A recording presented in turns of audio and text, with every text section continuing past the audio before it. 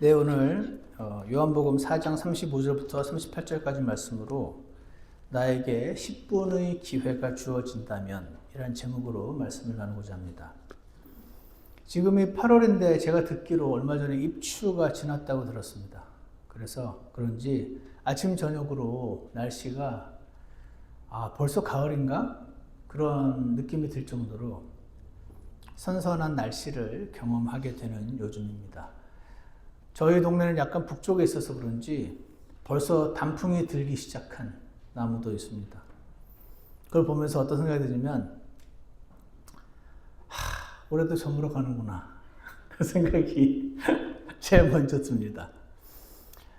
세월이 빠른 건 아는데 참 빠르다. 벌써 8월이 지나서 가을이 된단 말인가 그런 생각 들고요.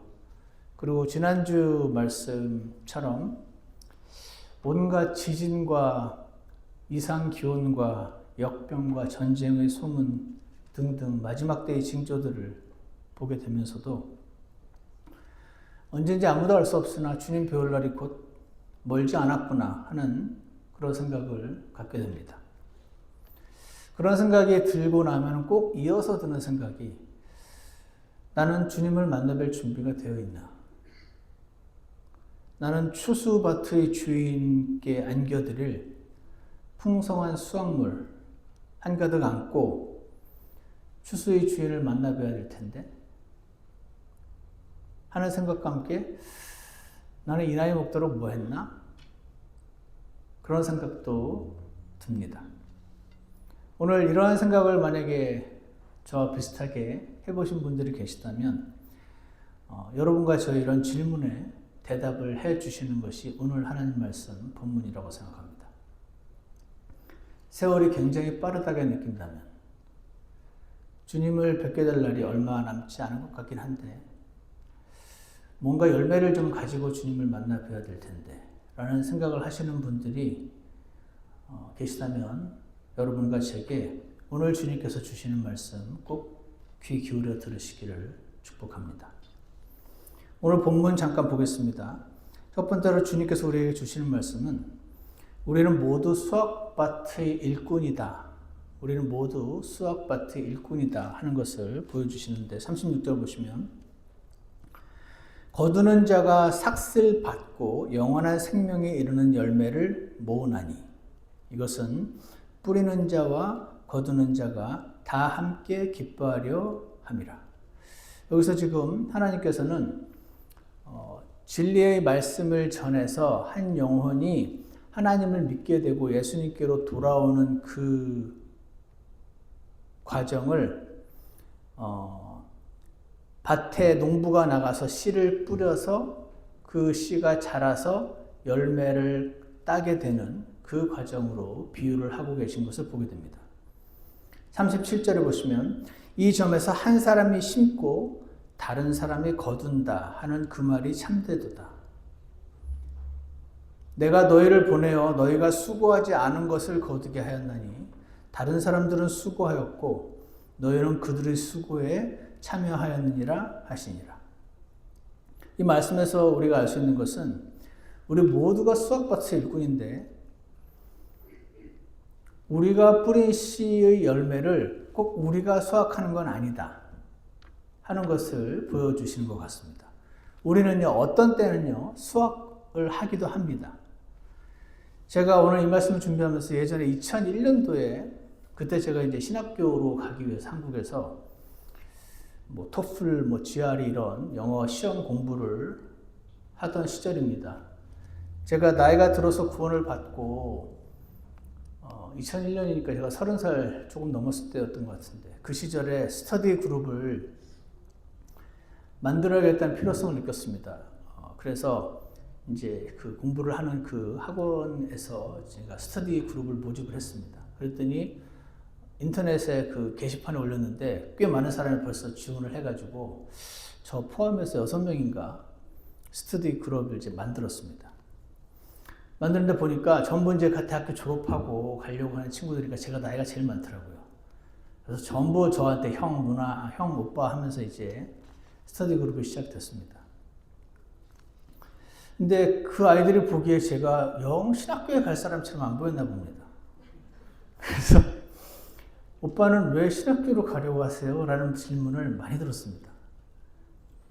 그래서 한 아이에게 제가 이제 신학교로 가려고 난 이제 공부 중이다. 그런 말을 이제 하니까, 아, 이제 나중에 목사님이 될 분이구나 하면서 그 중에 교회 다니는 아이들도 있고, 안 다니는 아이들도 있고, 그런 상황이었었는데, 이제 저희 스터디를 그 학원 근처의 카페에서 커피 한잔 시켜놓고 이제 열심히 책 가지고 공부를 하고 대화를 하는 중에 어떻게 해서 그 질문과 대화가 나오게 되었는지 제가 기억은 안 나는데 그 중에 한 친구에게 제가 원래 이제 그런 굳이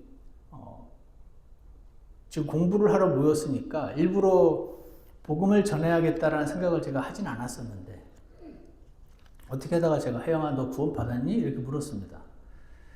그랬더니 그럼요 오빠 그러더라고요. 그래서 너 구원 받았는지 어떻게 아니? 그랬어요.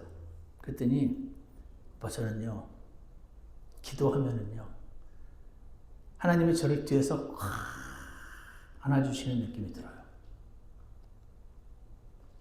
그래서 너무 따뜻한 경험을 해요 기도할 때마다. 그래서 제가 혜영아 근데 성경 어느 구절에 기도할 때 뒤에서 안아주는 따뜻한 느낌을 받으면 구원을 받은 것이라 라는 성경 구절이 써있지? 제가 이렇게 물었습니다. 그랬더니 얘가 순간 당황했습니다. 보통 이 정도 말하면 넘어가는데 며칠 뒤인가? 그 다음 주인가? 그 친구가 저한테 따로 오빠 제가 구원 받았는지 그럼 어떻게 알죠? 그렇게 물었습니다. 그래서 제가 그거 하면서 복음을 전했고 그때 몇 분이나 했는지 잘 기억은 나지 않지만 그때 예수님을 믿고 구주로 고백하게 된 일이 있었습니다. 제가 그때 이제 신기하다고 느끼면서 그때 너희가 수고하지 않은 것을 거두게 하였느냐. 내가 지금 수고한 열매를 지금 거둔 게 아니구나. 남이 다 수고해 놓은 열매를 내가 오늘 거뒀구나 하는 걸 하나님 알려주셨습니다. 다른 사람은 수고였고 이 한 사람이 오늘 예수님을 영접하기까지 수많은 사람들이 그녀를 위해서 수고하였고 저는 그날 그들의 수고에 참여한 것이다 라는 말씀을 오늘 이 말씀을 통해서 주셨습니다. 그러면서 오늘 제가 이 말씀을 가지고 생각을 해서 가져온 이유는 제가 이렇게 할 수 있었던 것은 그때 그 15분, 10분간 무엇을 전할지 제가 준비를 해 놓았기 때문이겠죠. 그렇죠. 여러분이 그 밖에 나가서 복음을 전해 보시거나 예수님 믿으세요 아니면 교회로 오세요라고 할 때 100명 중에 95명은 표정이 안 좋아집니다. 그래서 여러분과 저에게는 저는 사람들을 예수님께로 데려오고 싶은데 나도 전도를 하고 싶은데 라는 생각이 들지만 하나님의 존재를 내가 어떻게 잘 설명할 것이며 진화론을 막 얘기하는 사람에게 어떻게 이걸 반박을 할 것이며 이게 너무 어려우니까 준비가 굉장히 어렵다고 생각을 하게 되는 경향이 생깁니다. 근데 오늘은요 그렇게 이제 나는 하나님이 계신지 잘 모르겠다. 나를 설득해봐. 나를 이겨봐. 이렇게 공격적으로 나오시는 분들만 있는 게 아니고요. 간혹 가다가 오빠, 형, 나 너무 구원받고 싶어요. 저 15분, 10분밖에 시간이 없는데 저 너무 구원을 받고 싶은데 어떻게 하면 구원을 받습니까? 라고 묻는 사람이 있다면 그 사람에게 뭐라고 전할 것인가? 오늘 주제는 그것입니다. 나에게 10분의 기회가 주어진다. 그것은 지금 안 믿겠다고 작정한 사람을 어떻게 알기위해서 이겨오냐는 것이 아니고 지금 준비가 다 된 사람이 있단 말이죠. 그래서 뭐를 믿어야 되는지를 몰라서 지금 못 믿는 사람이 있다면 그에게 뭐를 전할 것인가? 그것이 준비가 되어 있어야 그 15분이나 10분 그 시간에 전해주죠. 여러분, 사람은요, 10분과 15분 만에 구원을 받을 수가 있을까요? 없을까요? 많은 분들이 없다고 생각하십니다. 예전에 어떤 분은 그렇게 해서 되는 게 아닙니다. 한 일주일간 푹 삭혀서 첫날은 하나님의 존재에 대해서, 둘째는 성경이 사실이다, 셋째는 사람이 죄인이고, 넷째는 하나님이 하신 일과, 이거를 일주일간 그냥 2시간씩 3시간씩 푹푹 쪄서 사람이 구원받습니다. 이런 분들도 계십니다. 그것도 사실이긴 한데 다 그런 건 아닙니다. 어떻게 하냐면 저만 봐도 알고 많은 사람이 경험을 받아 알거든요. 그래서 준비가 되어 있는 사람이 있다면 그 사람은요, 10분, 15분 안에 우리가 잘 설명해 주면 구원을 받을 수가 있습니다. 문제는 저와 여러분이 그럼 그 사람에게 뭐를 전달해 줄 것인가? 당장 전에 우리 목사님한테 지금 뭐라 그럴게. 이렇게 하는 것도 훌륭합니다. 하지만 오늘 제가 어떻게 하면 구원을 받습니까? 제가 무엇을 믿어야 하는 것입니까? 라는 사람을 만난다면 무엇을 전할지, 성경 어디를 펼지 오늘 제가 여러분께 좀 알려드리려고 합니다. 잘 들으시고 준비를 하셔서 나중에 주님이 기회를 주시면은 꼭 사용받게 되는 저와 여러분이 되셨으면 좋겠습니다. 자, 좀 전에 케이스는요, 남이 다 준비해 놓은 그 친구를 제가 마지막 그 많은 사람들의 수고에 참여한 케이스고요.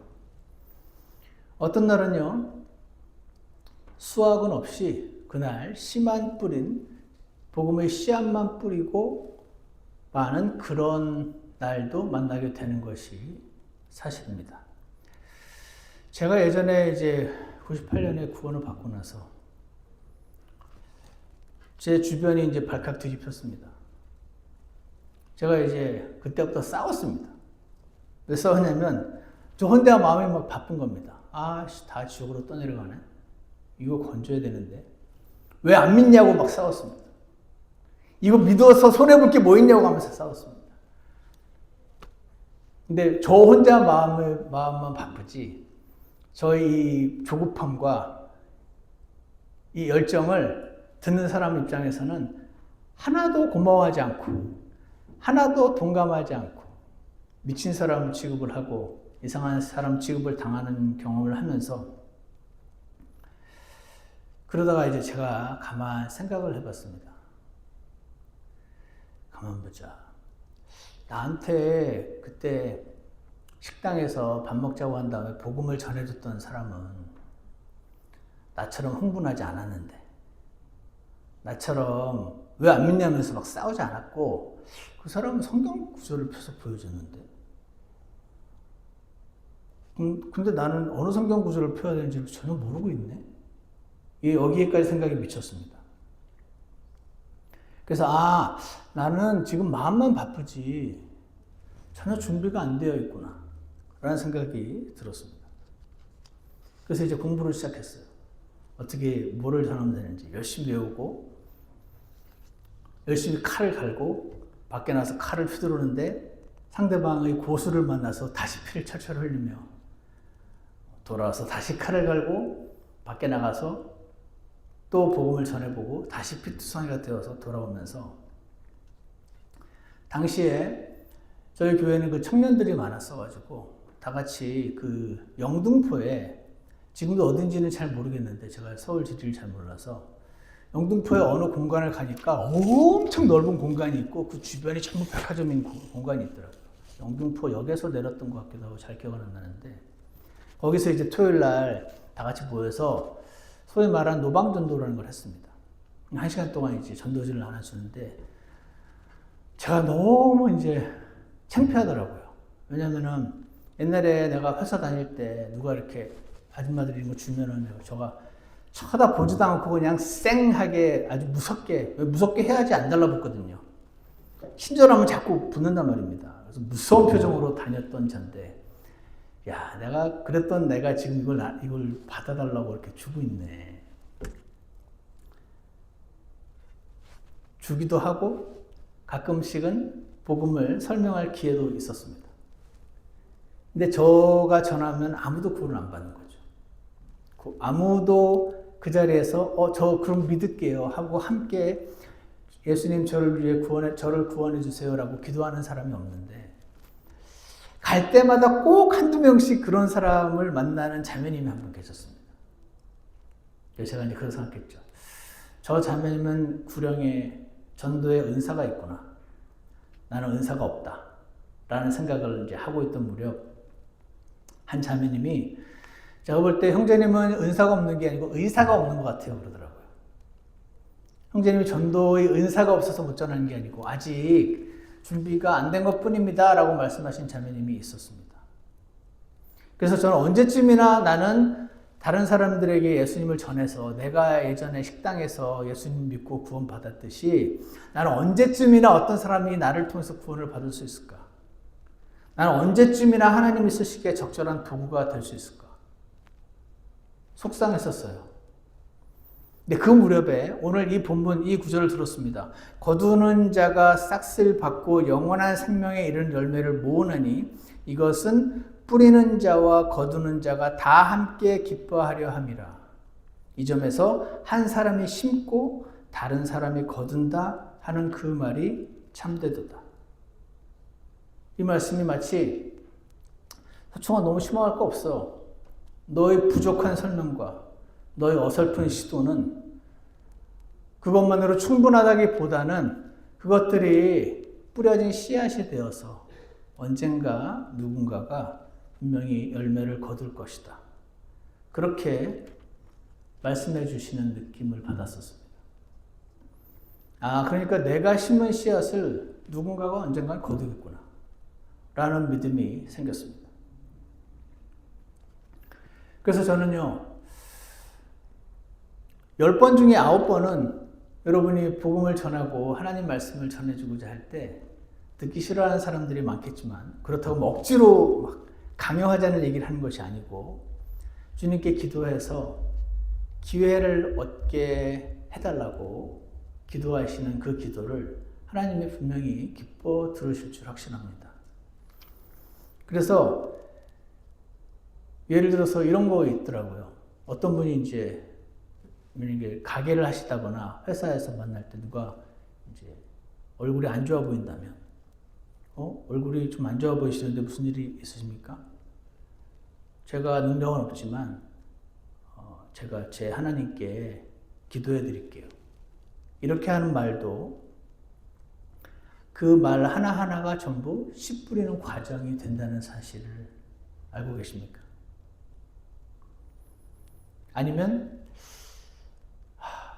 예수님을 믿으면 이럴 때 참 좋은데 라는 어떤 한마디 말도 사실은 그 말 한마디가 씨를 뿌리는 일로 하나님께서 사용하실 수 있다 하는 사실을 여러분 믿으시는지 모르겠습니다. 제가 여러 일꾼들의 수고로 수확된 사람이다 라는 생각을 하나님께서 주셨습니다. 왜냐면요, 어떤 분들이 제가 이제 가끔씩 어떻게 구원을 받았는지 구원 간증도 여러 번 했기도 했고, 설교 시간에 이제 복음도 설명을 드리면서 제가 구원받은 과정을 여러 번 설명을 드렸거든요. 근데 제가 있었던 모든 일을 다 말씀드릴 수 없으니까 핵심 부분만 말씀드리게 되다 보니 어떤 분들이 저한테 이렇게 말합니다. 어떻게 목사님은 예수님 복음을 그렇게 한 번만에 믿었냐고 이렇게 물으시는 분들이 계셨습니다. 어떤 분은 목사님은 원래부터 구원받도록 예정되어 있었나 보다 그렇게도 하시고. 근데 제가 구원받은 과정에도 여러 명의 씨 뿌리는 자들이 있었고 한 명의 수확하는 자가 있었다 하는 것을 보게 됩니다. 여러분도 한번 잘 생각해 보시면 될 텐데, 예를 들어서 첫 번째 제가 한번 돌아봤습니다. 처음에 제게 복음의 씨앗을 뿌린 사람은 제 고등학교 때 그 학교 목사님이셨던 것 같습니다. 제가 크리스천 스쿨이라는 그 고등학교로 배정이 돼가지고 이제 들어갔었는데, 무슨 1년에 한 번씩 이름이 중생회였던 것 같아요. 중생회라는 무슨 모임이 있어서 강당에 다 같이 모여서 누가 와서 무슨 말을 했는지 하나도 기억은 안 나는데, 그때 이제 우리 교목 목사님이 한 분 계셨는데 그분이 제가 되게 좋아했어요. 너무 재밌으셔가지고 일주일에 한 번씩 하는 그 채플 시간에 이분이 코미디언보다 더 재밌으니까 제가 그 시간을 굉장히 좋아했거든요. 너무 재밌으니까. 근데 그 재밌는 양반이 앞에서 막 기도를 하면서 우는 거죠. 그러면서 뭐라고 기도를 했냐면 주여 저들이 지금 지옥으로 가고 있습니다. 저들을 지옥에서 건져주시옵소서 라고 울며 부르짖으면서 기도를 하시는 거예요. 그래서 저는 왜 그런지 모르지만 기독교는 사기꾼이다라는 생각이 갖고 있었습니다. 조심하지 않으면 빠진다. 사기당하듯이. 그래서 아주 주의를 기울여서 빠지지 않기 위해서 왜 그런지 모르겠는데 고등학교 때부터 그런 생각이 있었는데 쥐 하고 막 이제 그 울면서 기도하시는 그 목사님을 제가 보면서 눈을 뜨고 자세히 살폈습니다. 저것이 과연 진짠가 연기인가 자세히 살폈는데 최소한 저자는 진짜로 우리가 지옥에 간다고 믿나 보네. 이런 생각이 들었습니다. 난 안 믿는데. 그러면서 어떤 생각이 또 하나 들었냐면 근데 진짜로 믿으면 저렇게 행동하는 게 맞긴 맞지. 이런 생각까지 들었습니다. 제 생각에 이 분의 기도로 제가 구원을 그날 받지는 않았지만 이 생각을 하게 되었던 요 한 번이 아마 제가 구원받게 된 과정에 있어서 첫 번째 씨앗이 뿌려졌던 순간인 것 같다는 생각이 듭니다. 물론 그 앞에 또 있을 수도 있는데, 두 번째는요, 고등학교 2학년 때 제가 한번 말씀드렸는데, 저희가 이제 분예일 고등학교라는 학교고, 옆에 이제 분예일 여고라는 학교가 있어요. 이 분예일 여고에 예쁜 여학생들이 아주 많습니다. 근데 이 여고의 수학 선생님이 강도사라는 말 들었습니다. 강도사가 뭐냐 그랬더니 목사 비슷한 거라고 그러더라고요. 그래서 그분이 저기 어디서 수영 로타리 어디에서 교회를 하고 있대더라. 야, 그러면 그 수학 선생님이니까 그 교회는 쟤네 예쁜 애들 쟤네들 다 그로 다니겠네? 그러니까 그렇다고 하더라고요. 그래서 저와 제 친구 3명이 그 교회를 갔습니다. 그 교회에 아주 예쁜 애들이 많이 간다는 소문을 듣고 친구를 따라갔습니다. 그래서 그 교회 여름 수양회까지 따라갔습니다. 가가지고 제가 새벽부터 잠도 안 재우고 새벽부터 깨우더라고요, 우리를. 그래서 아침 큐티를 시키더라고요. 큐티가 뭔지도 모르겠는데 뭘 주면서 뭘 시켰습니다. 그랬더니 갑자기 거지 전도 여행을 나가라 그랬습니다. 돈도 주지 않고 밥도 주지 않고 나가서 뭐를 전하라고 하면서 얻어먹고 오라고 그러더라고요. 그래서 제가 거지 전도 여행도 나갔고. 그래서 그 2박 3일인가 3박 4일인지 정확히 기억은 안 나는데 그 기간이 끝나고 나서 제 머릿속에 남은 거는 피곤하다.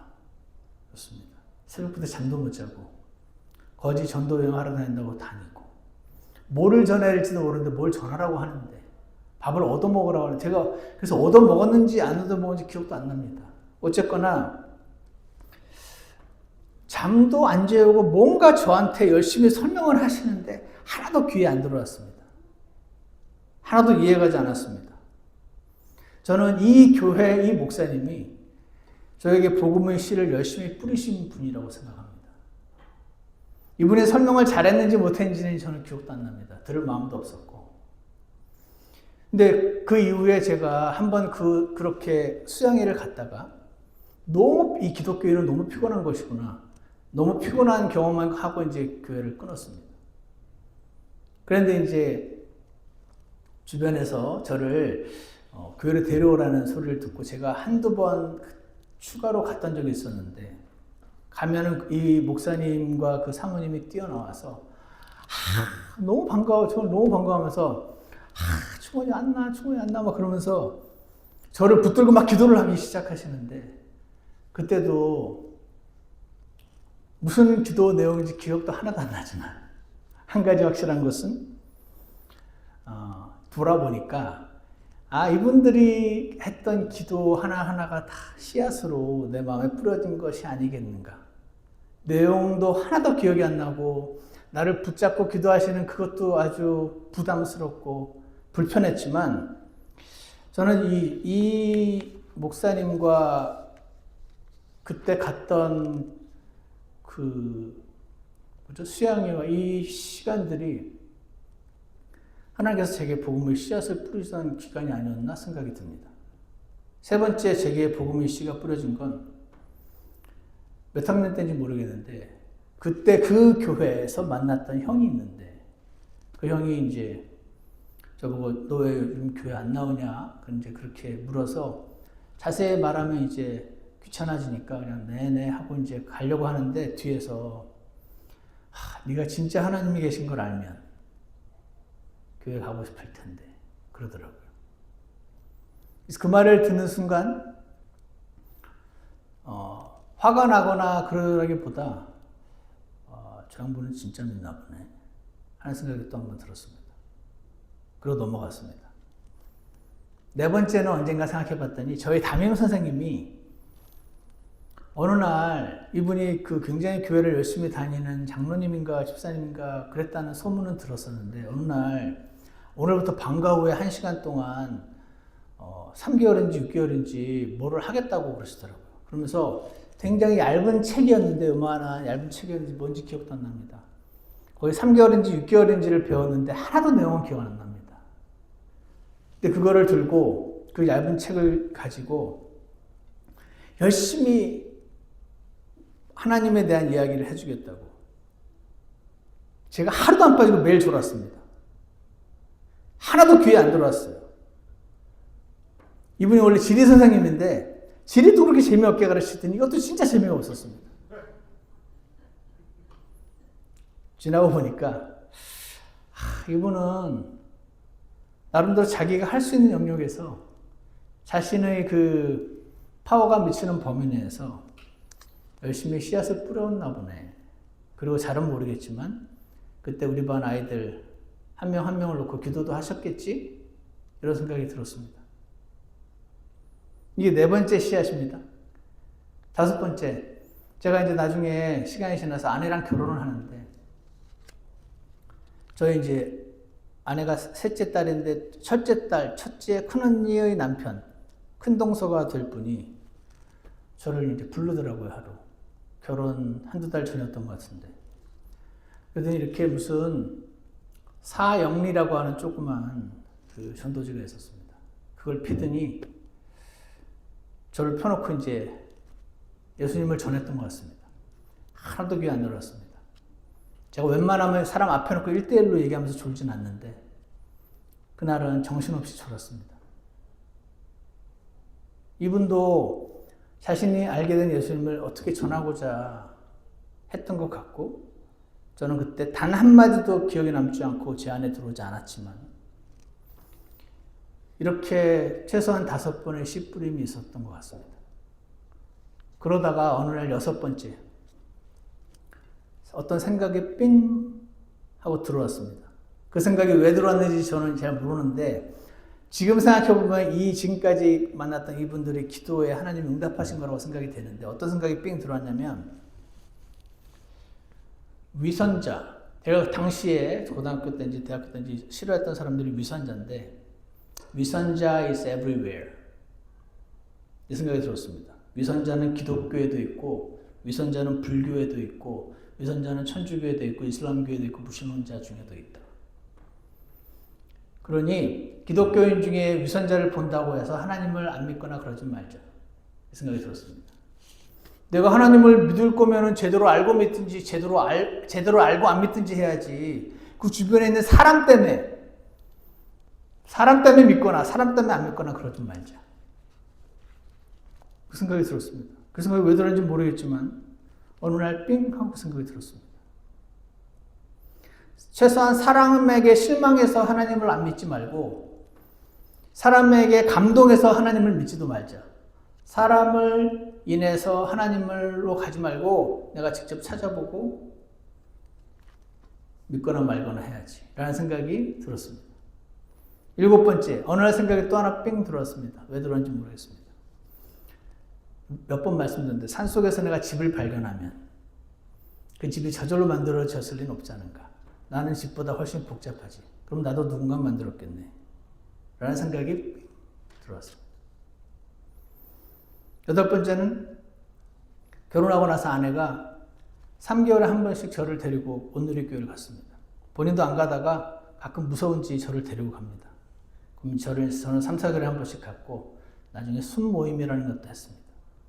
순모임 때 저는 기독교인들이, 제가 회사 갔다 오면 기독교인들이 이렇게 한 8, 9명이 모여가지고, 지금 보면 목장 모임인데 그 앉아있는 모습이 그렇게 싫었습니다. 그래서 저는 이제 오셨냐 그러면 네네 재밌게 노세요 그러고 제 방으로 들어왔습니다. 그때 아내가 회사에서 믿음 좋은 사람 만나서 함께 교회 다니게 해달라고 기도했다고 하더라고요. 또 제가 그 말을 들으면서 쓸데없는 소리 하고 있네. 하지만 너는 기도해라 하고 넘어갔습니다. 9번째, 회사 동료가 같이 밥 먹자고 하더니 성경책을 펴서 성경 구절을 보여주면서 복음을 설명해 줬습니다. 그때는 제가 여러 일들을 겪으면서 IMF를 통과하면서 굉장히 똑똑한 사람들이 정리해고를 당하는 걸 보면서, 그리고 아무리 회사가 튼튼하고 좋아도 나라가 기울어지면 외국계 은행에서 돈을 못 빌리는구나 라는 걸 보면서 사람이라는 존재가 굉장히 작구나 하는 것을 주님께서 보여주셨던 것 같습니다. 그 무렵에 복음을 잘 알고 설명할 수 있는 사람이 나타나서 제가 질문하고 대답해주고 그날 제가 구원을 받았습니다. 이렇게 해서 제가 이제 구원을 받은 거더라고요. 그러니까 그 앞의 8번의 케이스는 그 사람들, 제가 왜 그런 생각이 들어왔는지 지금은 이제 이 말씀을 정리하다가 제가 알게 됐는데, 이 사람들이 기도로 이런 생각들이 들어왔던 거구나라고 알게 됐죠. 그때는 몰랐습니다. 이런 생각들이 왜 들어왔는지.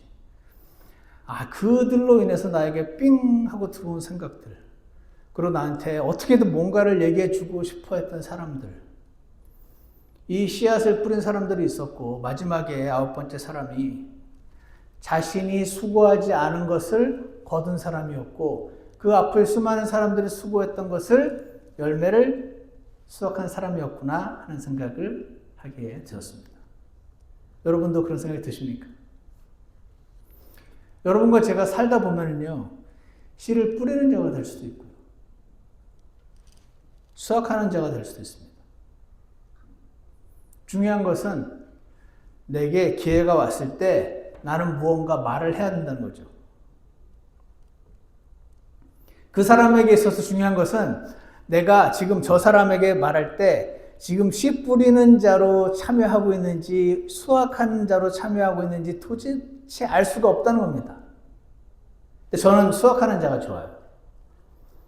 저는 씨 뿌리다가 두드러 맞고 침뱉음 당하고 이단 옆차기 당하고 여러 당해보니까 싫더라고요. 근데 제가 복음을 전해서 누가 딱 예수님 영접하면 너무 기뻐요. 저는 씨 뿌리는 자보다 수확하는 자가 좋습니다.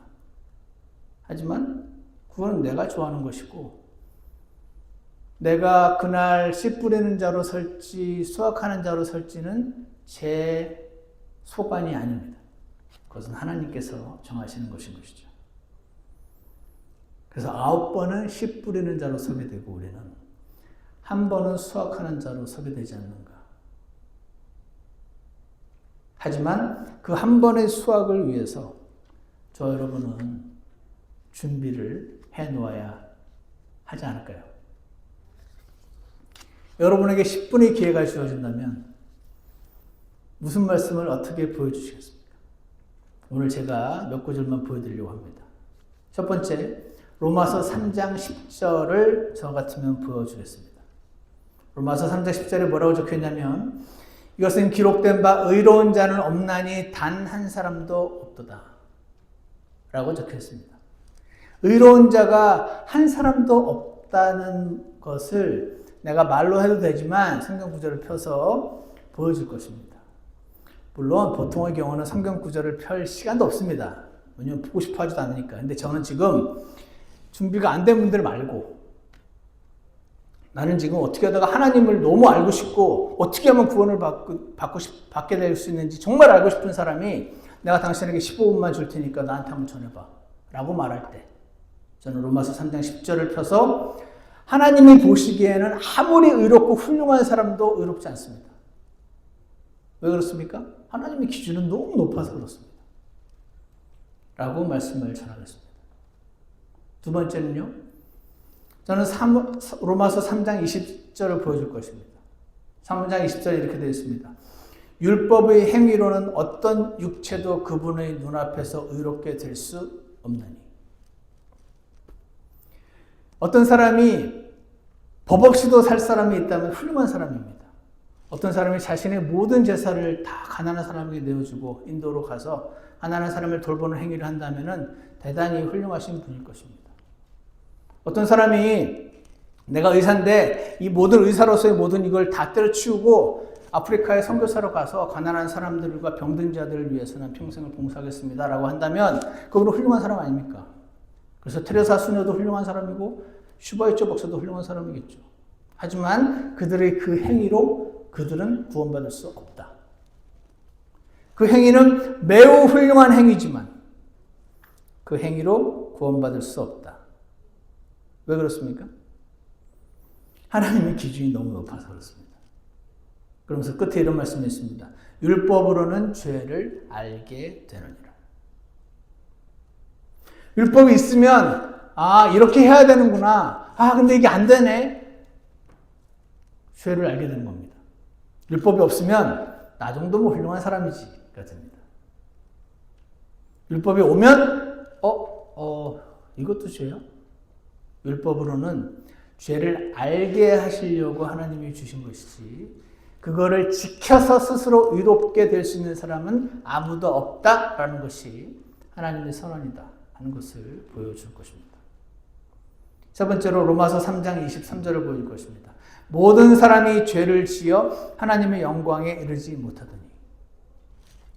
준비가 안 된 분을 만나면 이 구절에서 화를 냅니다. 내가 무슨 죄를 지었다 그러십니까? 하지만 준비된 사람은 어떻게 반응을 하냐면 모든 사람이 죄를 지어. 그렇지. 하나님의 영광에 이르지 못해. 그러니까 하나님의 영광에 이를 만큼 하나님의 기준을 만족할 만큼 아무런 죄를 짓지 않고 완벽하게 율법대로 기준대로 산 사람은 없구나. 나도 그 중에 하나지. 라는 것을 인정하게 될 수 있습니다. 네 번째 구절은요. 히브리서 9장 22절을 보여줍니다. 뭡니까? 율법에 따라 거의 모든 것이 피로써 깨끗하게 되나니 피 흘림이 없은즉 사면이 없느니라. 이거는 어떤 의미로 보여줍니까? 피를 흘려야 죄가 용서된다. 무슨 말입니까? 대가가 치러져야 죄가 용서된다. 죄는 그냥 넌 용서해 줄게 이런다고 용서가 되는 게 아니고 밥을 먹었으면 밥값을 내야 식당에서 나올 수 있고 배추를 샀으면 배추값을 내야 그 가게에서 나올 수 있는 것이지 대가를 치러야 나올 수 있잖아요. 피를 흘려 생명으로 대가를 치러야 그 죄는 용서가 된다는 것이 하나님의 법칙입니다 라고 제시해 줄 것입니다. 여러분들 이렇게 하시기 바랍니다. 그래서 이사야서 53장 5절로 옵니다. 여섯 번째. 거기에 뭐라고 적혀있습니까? 그러나 그는 여기에 그와 우리라는 단어에 주목을 하죠. 그는 우리의 범법들로 인해 부상을 당하고 이 그는 예수님이시죠. 예수님은 본인 죄 때문이 아니고 본인이 어떻게 로마 제국을 어떻게 해보려다가 밉보여서 정치적으로 사형을 당한 것이 아니고 그는 우리의 범법들로 인해 부상을 당하고 우리의 불법들로 인해 상하였노라. 이것이 하나님의 선언입니다. 그가 징벌을 받음으로 그가 징벌을 받고 죽으면 되잖아요. 근데 그가 징벌을 받음으로 우리가 화평을 누리고 그가 채찍에 맞음으로 우리가 고침을 받았도다. 이제 이쯤 되면 똑똑한 분은 왜 그가 징벌을 받는데 내가 왜 고침을 받습니까? 이런 질문이 나옵니다. 근데 보통은 앞에서 졸기 시작합니다. 여기까지도 잘 안 갑니다. 제가 잘 알죠. 하지만 간혹가다 준비된 분을 만날 수 있습니다. 6절 우리는 다 양같아서 길을 잃고 각각 자기 길로 갔거늘. 보십시오. 이 세상 사람들은 모두 자신이 다 옳다고 합니다. 각각 자기 길로 가서 자기 눈으로 보기엔 자기가 그렇게 막 위인은 아니어도 지옥 갈 만큼의 나쁜 죄를 지은 사람 아니라고 생각하는 이유는 바로 각각 자기 길로 갔다고 하시기 때문이다. 주께서는 우리 모두의 불법을 우리의 불법을 그에게 담당시키셨다. 저는 이 이사야서 53장 5절 6절이 복음을 제일 잘 설명하는 구절이 아닌가 생각합니다. 그래서 그때 저는 이제 예전에 미국 목사님이 자, 이게 접니다. 여기에 제가 태어나서부터 죽는 날까지 내가 행하는 모든 행위들이 다 기록되어 있습니다. 너무 창피해서 당신도 잊어버린 그 행동까지. 아무도 안 본다고 생각하고 행했던 그 행동까지 여기 다 적혀 있습니다. 한마디로 여기 죄입니다. 이게 당신과 함께 이렇게 붙어 있습니다. 당신이 죄를 지어 하나님의 영광에 이르지 못하고 아무리 착하게 살고 아무리 훌륭하게 살아도 이 하나님의 기준에는 이게 없어져야지 당신이 의롭게 됩니다. 그래서 당신이 이렇게 당신의 죄에 붙어서 살아가는데 어느 날 우리가 태어나기도 전에 하나님이 예수님을 이렇게 보내셔서 그분은 죄가 하나도 없으신 의로운 분이시고 하나님의 아들이셔서 그분이 십자가에 못 박혀 죽으실 때 여러분과 저의 죄를 그분께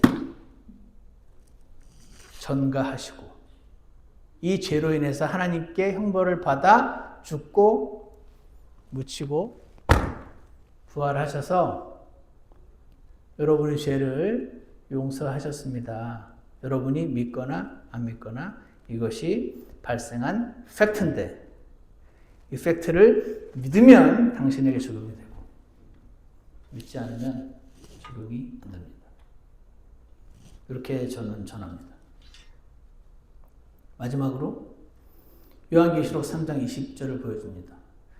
보라, 내가 문에 서서 두드리노니 누구든지 내 음성을 듣고 문을 열면 내가 그에게로 들어가 그와 함께 만찬을 먹고 그는 나와 함께 먹으리라. 이것은 무엇입니까? 당신의 마음 문을 열고 하나님, 저 몰랐습니다. 제가 하나님 앞에 죄인이라는 사실 솔직히 몰랐습니다. 그리고 저를 위해서 예수님을 보내주셔서 제 죄값을 다 치르게 하시고 제 죄를 씻어 놓으셨다는 사실을 몰랐습니다. 제가 지금 제 마음을 열고 당신께 구합니다. 저를 구원해 주십시오. 로마서 10장 13절을 보여주기도 하는데 참고로 누구든지 그의 이름을 부르는 자는 구원을 받으리라. 누구든지 예수님, 제가 몰랐습니다. 저를 구원해 주십시오 라고 마음을 열고 주님의 이름을 부르면 구원을 받습니다 라고 저는 알려주겠습니다. 누군가가 나에게 10분이 나에게 남은 인생은 10분입니다. 이 10분간 나는 정말 하나님을 믿고 싶은데 무엇을 믿어야 되는 건지, 하나님이 계시다는 걸 믿으라는 건지, 오늘부터 교회를 열심히 다녀야 되는 걸 믿으라는 건지, 아니면 내가 죽고 나면 내 자식들이 교회 헌금을 많이 해서 내가 지었던 모든 죄들을 그 헌금으로 다 씻어야 된다는 걸 믿는 건지, 도대체 뭐를 믿어야 됩니까? 라고 묻는 사람에게 이 7개 하나님 말씀 구절을 보여줘서 저에게 10분의 기회를 누군가가 준다면 보여줄 하나님 말씀입니다. 여러분도 꼭 이 방법만 있는 건 아니지만 제가 그래도 구원을 받고 나서 수없이 피를 철철 흘려가며 경험에 따라서 저는 이것이 복음의 핵심이라고 생각하고 이 복음을 누구든지 헛되이 믿지 아니하면 그는 구원을 받으리라 라고 하나님께서 고린도전서 15장 2절부터 4절까지 약속을 해놓으셨으니 누구든지 이 복음을 믿으면 구원을 받습니다. 누군가가 이 쉬운 복음이지만 마음에 안 열리면 제가 그랬던 것처럼 앞에 놓고 줍니다. 아무리 열변을 토해도 줍니다. 말을 세게 할수록 화가 납니다. 그들의 마음은 주님이 해주셔야지 우리가 어떻게 할 방법이 없습니다. 여러분이 아무리 말을 잘하고 아무리 논리적인 증거를 제시해도 그들의 마음을 열 수 없습니다. 그것은 하나님께서 해주셔야 되는 일이고, 우리는 누군가에게 오늘 내가 씨 뿌리는 자로 소개될지 열매를 거두는 자로 소개될지 모르지만 주님이 기회를 주신다면 이렇게 하나님 말씀을 전해서 한 사람의 영혼을 주님께로 이겨올 수 있는 그러한 저와 여러분이 되었으면 좋겠습니다. 기도하겠습니다. 사랑과 은혜가 풍성하신 하나님 아버지, 오늘 한 사람이 주님께로 돌아오는 그 과정에 수많은 사람들의 씨 뿌림과 기도와 그리고 그로 인한 주님의 응답으로 어떤 깨달음들이 그에게 가해질 때 그의 단단한 믿음의 체계가 균열해 가고 성령님의 아름다움이 그의 어두운 눈에 비추어져서 주 예수님을 바라보고 구원을 받게 될 수 있음을 저희가 알고 있습니다. 선하신 하나님 아버지, 저희들의 기도를 들어주셔서 저희 주변에 사랑하는 분들이 꼭 예수님을 믿고 구원을 받으실 수 있도록 주님께서 저희들을 사랑해 주시기를 간절히 원합니다. 우리는 때로는 우리가 수고하지 않은 열매에 참여하기도 하고, 때로는 우리는 오늘 씨 뿌린 자에 참여하는 자들임을 다시 한번 기억하게 하셔서 누군가에게 어떤 말을 전했을 때 그의 반응이 차갑다면 오늘은 씨 뿌린 날이었구나 라고 생각하며 주님께 기도로 나아가는 저희가 되게 역사해 주시고, 추수의 주인께서 이 수확밭이 희게 익어졌다고 하셨는데 저희가 필요하다면 필요한 곳에 주께서 사용해 주시기를 간절히 원합니다. 잘 준비되어서 주님께 사용받는 저희가 될 수 있도록 축복하여 주시옵소서. 예수님 이름으로 기도드렸습니다. 다 같이 오늘 찬송가 250장 함께 부르겠습니다.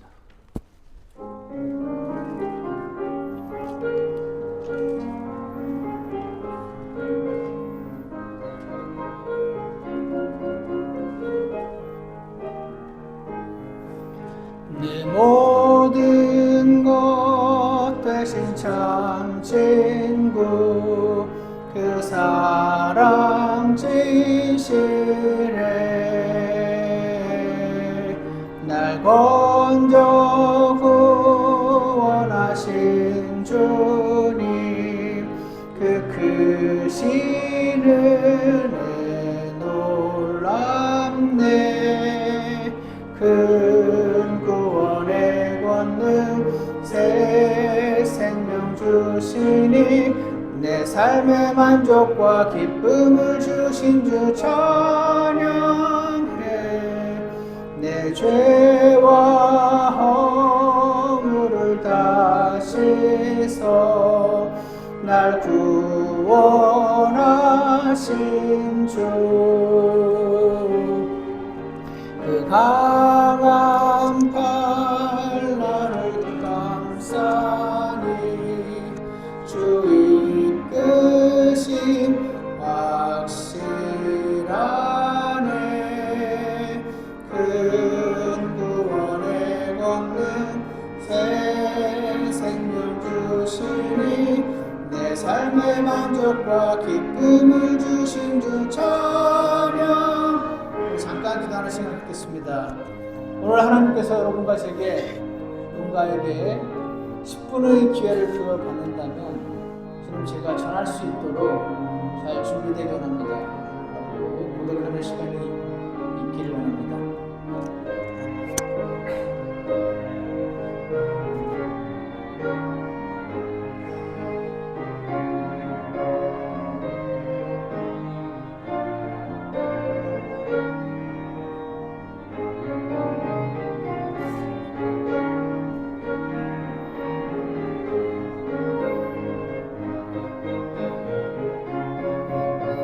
기도가 끝나신 분들은 3절 하겠습니다.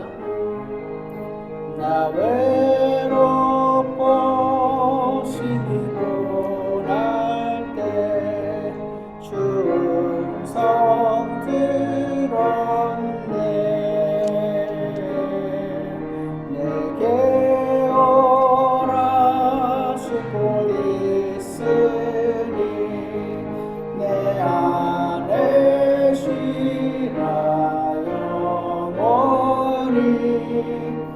큰 구원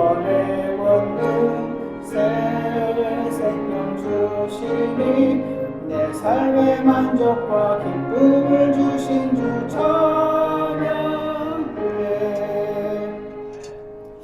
사랑하는 하나님 아버지, 하나님을 모르고 그렇게 살아가던 자들 한 명 한 명을 주님께서 모으셔서 주 예수님의 복음을 듣게 하시고, 그리고 이전에 일했던 수많은 일꾼들의 그 씨뿌림을 사용하셔서 어느 날 마음을 여시고 저희들에게 하나님의 영광스러운 모습을 조금 보여주셔서 주님을 따르게 해주신 것 기억하며 참으로 감사합니다. 저희가 어떻게 이러한 삶을 주 예수님 믿고 주님을 경배하는 삶을 살게 하셨는지 기억할 때마다 새롭고 놀랍지만, 오늘 저희가 주님의 오실 날이 다가가고 있고 주님을 뵐 날이 다가오고 있는데, 추수의 주님을 기쁘게 맞이할 수 있도록 오늘도 잃어버린 영혼들을 찾고 계시는 주님 앞에 저희가 기도하고 기회가 닿는 대로 말씀을 전할 수 있는 자들로 준비를 시켜주시고 사용해 주시기를 간절합니다. 많이 부족한 사람들이라도 하나님께서 한 번의 말을, 그들의 말을 사용하셔서 하나님을 향한 마음을 갖게 해주시고, 언제 어떤 말을 사용하셔서 어떤 사람에게 어떻게 역사하실지 우리는 알 수 없사오니 날마다 주님 앞에 기도하고 준비된 자로 설 수 있도록 우리 사랑하는 중앙신유교회 선교자님들을 주님께서 선하게 이끌어 주시기를 간절합니다. 예수님 이름으로 기도드렸습니다. 오늘 예배를 마치겠습니다.